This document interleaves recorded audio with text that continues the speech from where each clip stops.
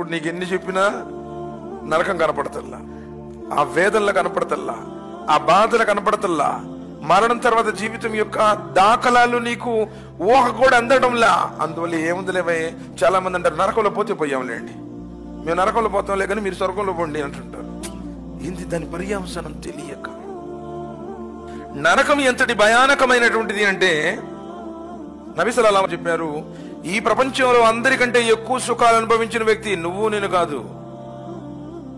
ఈ ప్రపంచంలో అందరికంటే ఎక్కువ సుఖాలు అనుభవించిన వ్యక్తి, అందరికంటే సుఖాలు, అన్ని సుఖాలు అనుభవించిన వ్యక్తి, కష్టం అన్నది భూమి మీద పుట్టిన కాంచి భూమిలోకి వెళ్లేదాకా తెలియని వ్యక్తిని ప్రళయ దినం రోజున నరకంలో ఒక్క క్షణం పాటు, కనురెప్ప పాటు సమయం పాటు అలా లోనికి పంపించి మళ్ళీ అలా బయటికి తీస్తారు.